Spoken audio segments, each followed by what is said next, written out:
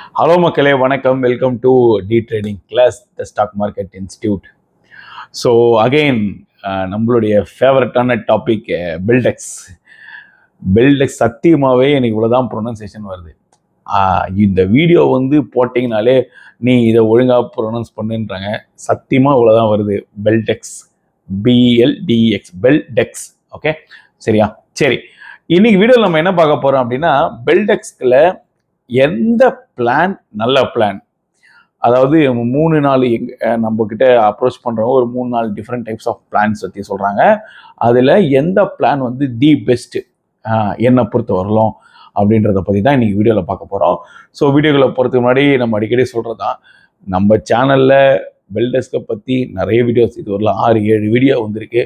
மக்களே, உங்களால் மட்டும்தான் நல்ல ஆதரவு கிடைக்குது எனக்கு.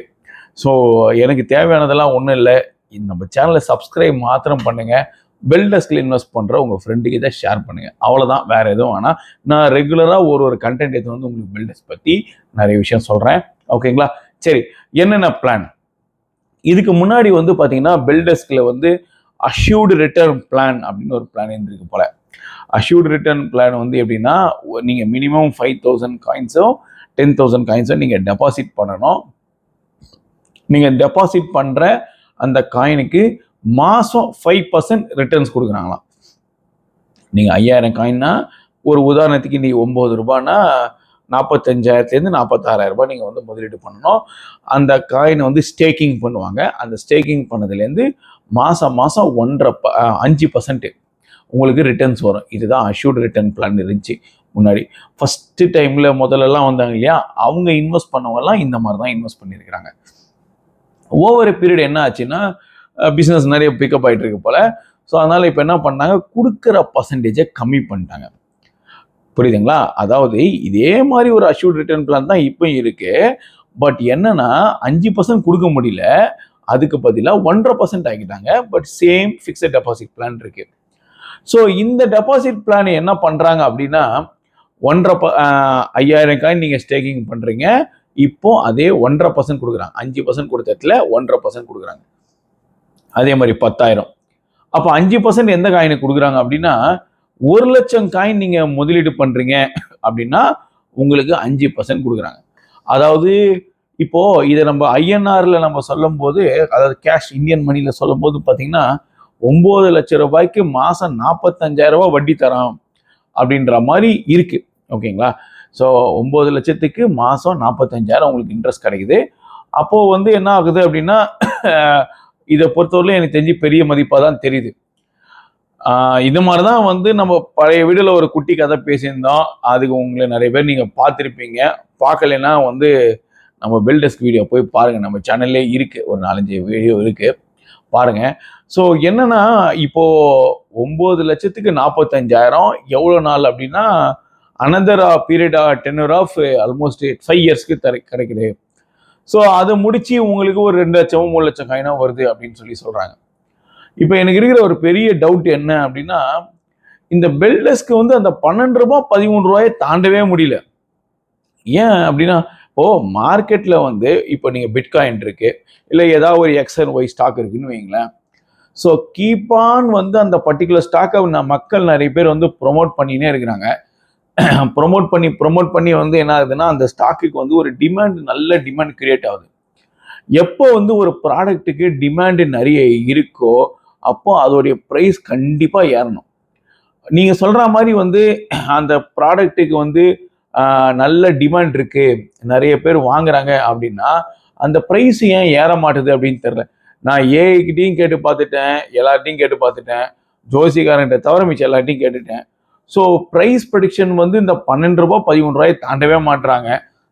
அப்போ வந்து என்ன சொல்லியிருக்கு, அதுவும் நம்ம சேனலில் ஒரு வீடியோ போட்டிருக்கேன். என்ன சொல்லுது அப்படின்னா, பெல்டெக்ஸ்குடைய ப்ரைஸ் ப்ரெடிக்ஷன் வந்து பார்த்தீங்கன்னா மேக்ஸிமம் ஆஃப் 12 to 15, அந்த 15 ஸ்ட்ராங்காக பிரேக் அவுட் ஆகணும் அப்படின்னு சொல்கிறாங்க. பட் அது பிரேக் அவுட் ஆகவே முடியல. நான் ஈவன் போன வாரம் கூட ஒருத்தர் இன்ஸ்டாகிராமில் பார்க்குறாங்க, இன்னொரு எம்ஜிஆர், இன்னொன்று சிவாஜி மாதிரி இன்னொரு பிட்காயின் தான் பெல்டெக்ஸ் அப்படின்னு சொல்கிறாங்க. ஸோ நான் வந்து மறுபடியும் சொல்கிறேன், நான் வந்து லைக் இதை வந்து ப்ரொமோஷனாவோ இதை இல்லை பெல்டெக்ஸ்க்கு வந்து டீக்ரேட் பண்ணியோ வீடியோ போடலை. ஓகேங்களா? ஸோ மேபி யார் கண்டா அது இன்னொரு பிட்காயினா கூட ஆகட்டுமே.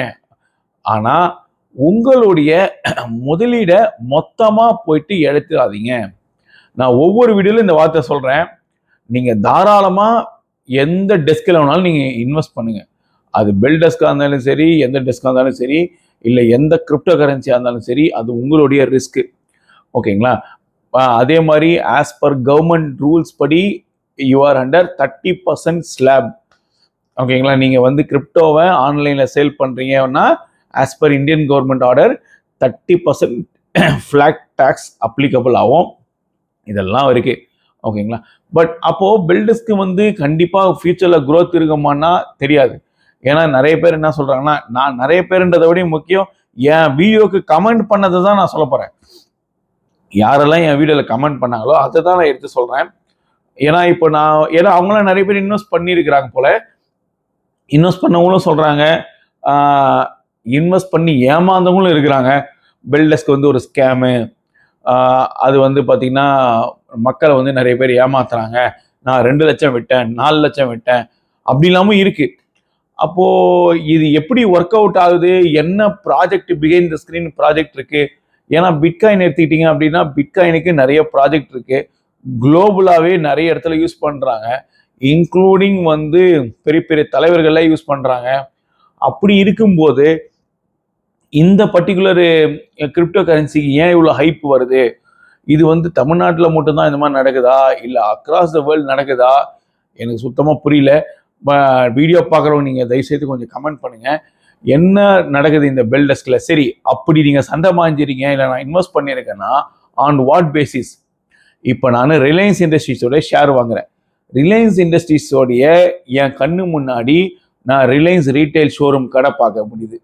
ஓகேங்களா? ரிலையன்ஸ் டிஜிட்டல் கடை பார்க்க முடியுது. அது போக ரிஃபைனரி இருக்குது. ஸோ இதெல்லாம் என் கண்ணு முன்னாடியே தெரியுது. கண்ணு முன்னாடி இவர் இப்படி ஒரு கேரக்டர் ஒன்று இது ஓனரு அப்படின்னு நமக்கு தெரியுது.